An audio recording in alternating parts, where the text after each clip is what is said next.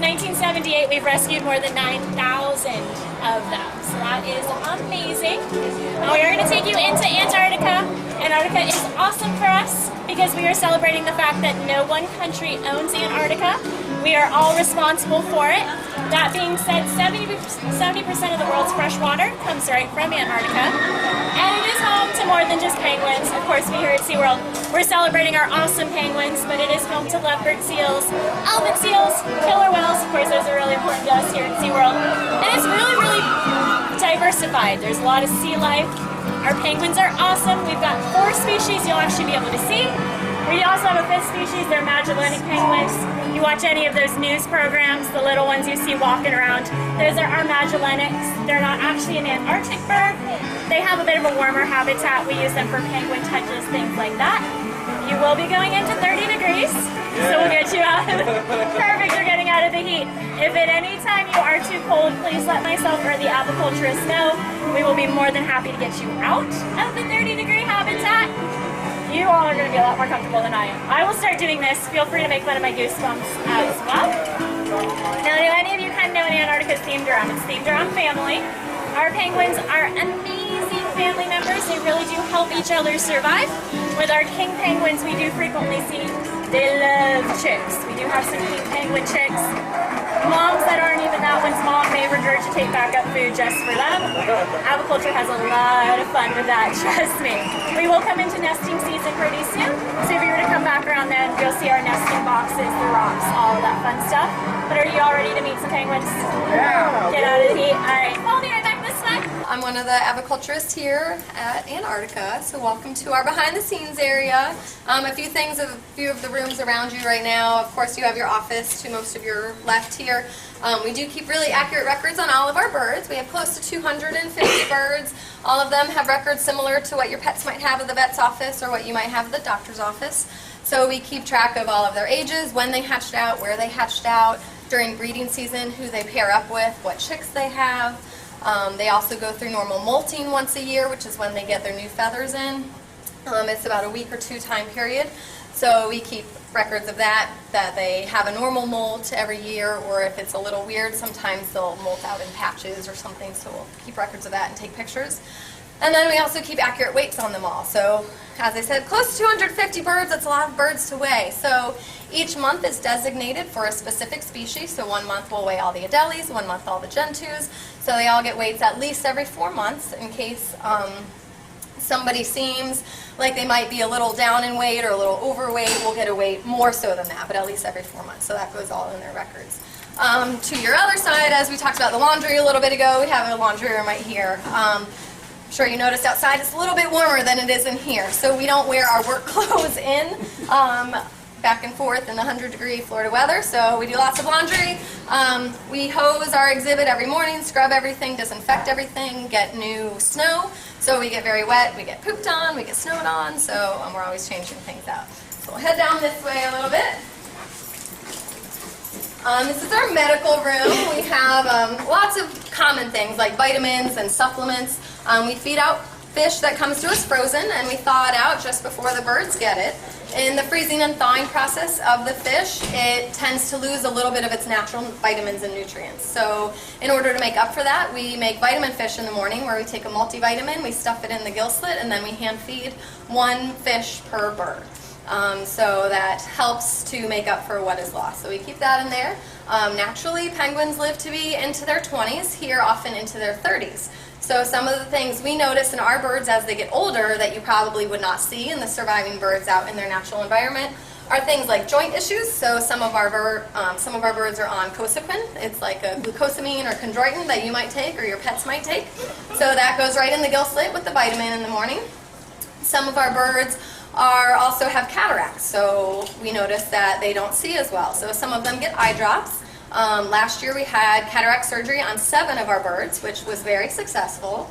And we have quite a few birds that are slated to get cataract surgery within the next few months as well. So we notice they are much more social, they eat more on their own, they get around better once we do that. So that helps them out a lot. I'm going to grab some eggs so you guys can see those.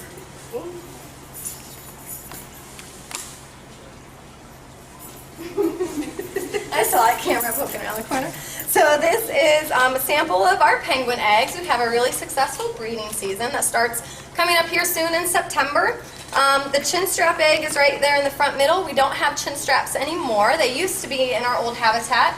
A few years before we got rid of that one, they went to one of our other SeaWorlds. But our species, we have the king, which is the largest egg there, the rockhopper, which is the smallest in front of it, the Adelies at the back middle, and the gentoo, the back right for you guys.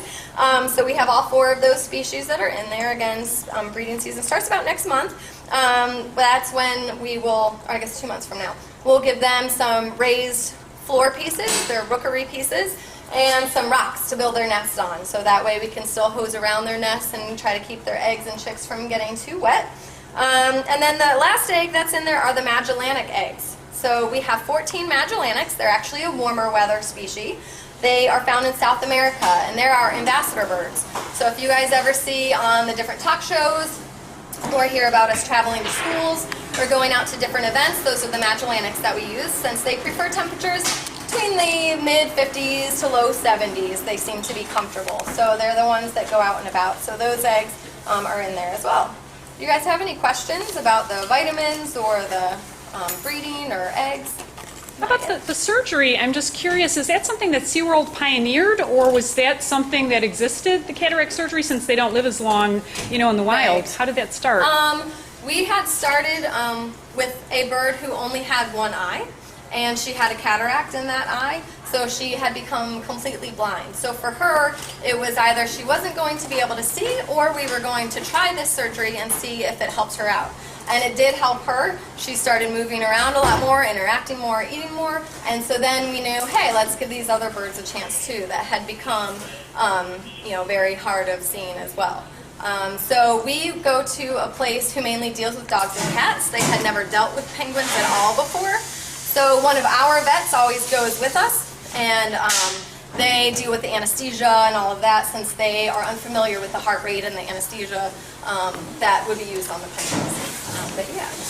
You actively breed them, or they breed on their own naturally? They breed on their own. We give them the supplies, the little raised ground pieces and the rocks that they build their nests with, but they pick who they want to pair up with. They pick their nest site. And then as long as they're doing a good job incubating their own eggs and raising their own chicks, then we let them do it. If we see that they are not sitting on their egg properly or keeping their chick warm enough, if we see they're not feeding their chick enough, then we will pull them and hand raise them, or we foster them to other parents that are doing a better job. Do they mate with other species? No, we have never seen any interbreed. Like a gentoo? Right. Kid? There have been incidences where there might be a single incident here or there where they show some type of behavior, but they never nest together and they've never successfully done anything. And what are the clutch sizes for the different species? The king's the largest here, and then the largest overall, which is the emperor. They lay a single egg, and they incubate it on top of their feet. A lot of people always bring up March of the Penguins, so that's the show with the emperors, where the male is the one who incubates it for the full, close to 2 months time span. The kings and the other species, however, they rotate. They're a little bit nicer to their mate, and they take turns incubating it. The other species are rockhoppers, Adelies, gentoos, and then our warmer weather penguins, the Magellanics. They all lay 2 eggs usually, and then they'll incubate them together. The kings, of course, kind of have that egg on top of their feet with this pouch, their brood pouch over it. The other guys will all pretty much lay down on it and keep their abdomen on the eggs. All right, I'll put this down.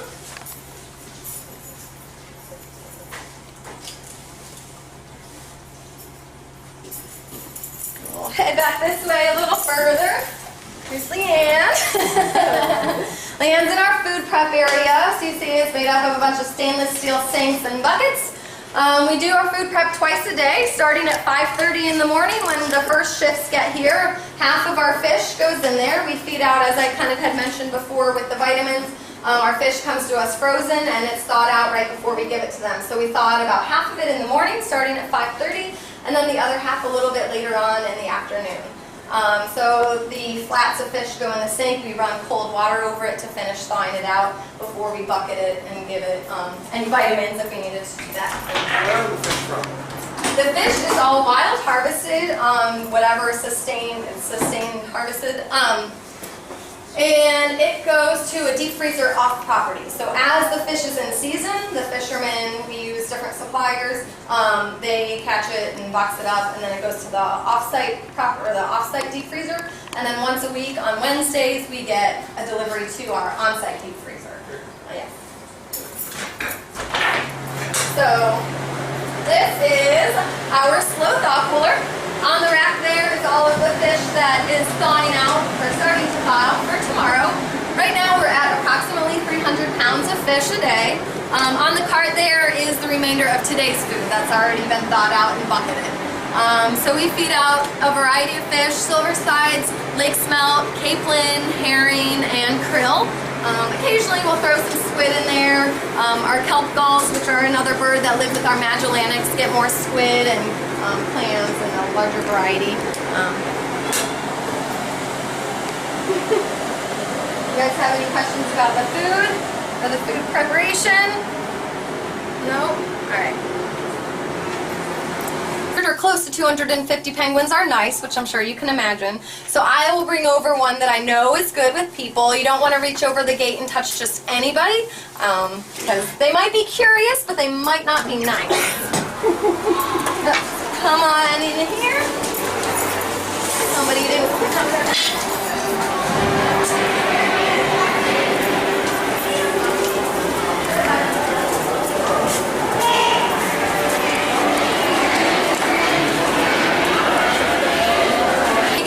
February. So you see they grow up to their full height very quickly, but of course it's still got most of its downy baby feathers on them. So halfway in between, we call it fledging.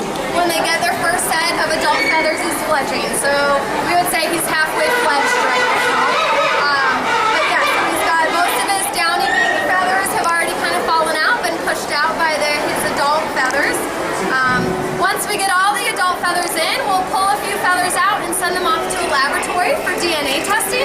And that's the only way that we can tell who our boys and who our girls are. We've got Mom and Dad walking over right now to check things out and make sure Mom and Dad are going okay. Yeah. We're doing good? Do you guys have any questions? How long do they keep the fuzz? It depends on the bird. Usually on average it's around 8 or 9 months that they have at least some of it. We've had a few fledge as early as 4 or 5 months old. Some are closer to a year. Naturally it's around a year to just over a year, and we think here it's because of the quality of fish and the amount that we feed them that they grow up a little bit bigger and stronger faster. How you doing? Hello! There we go! Good job!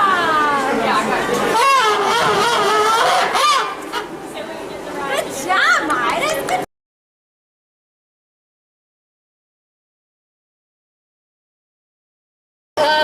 Are the arms out like that for protection, kind of like warding off, kind of? It seems they're most comfortable with their legs out like that.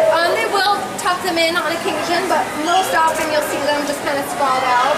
So the white band is mom. The white band means it's a female. Okay. If it's a black band, then it's a male. Okay. And we know to put the white band or the black band on when we do the DNA test. And the bands don't power them at all? Nope, it goes on when they're really young. It's a full circle bracelet. Okay. Each year when they go through their molt, they start to swell a little bit before their new feathers push out their old feathers. So the bands get cut off and looser ones get put on. Okay. And then when they're done with their molt and they shrink back down, then we tighten the bands back up again. And can you explain that about the snow again? How many tons and how much is that on? We have 5 snow machines that are up in the ceilings, and they each produce approximately 4,000 pounds of snow in a 24-hour time period. So we have potentially 20,000 pounds of snow that falls in our habitat each day. We don't always produce the full amount, just depending on how much we need in the different areas. They can go on timers. We can turn them on immediately or off immediately, or have them set on a specific timer to drop a certain amount each and every day. Oh, and I know I was going to ask about the lighting too. You mimic the lighting of the natural habitat, correct? So you might see different lighting. anytime. Yeah, so right now we have approximately 5 hours of daylight. The daylight, or the light cycle, is what tells them when it's time to molt, when it's time to be in breeding season. So it's opposite of what we have up here in Florida. So even though it's our summer right now, it's their winter, which is why we only have about 5 hours of daylight. But we're starting to slowly increase the amount of light. So every couple days we're gaining a little bit. And then when it's the middle of our winter, it'll be the middle of their summer, and we have almost an entire 24 hours of daylight. So we come in at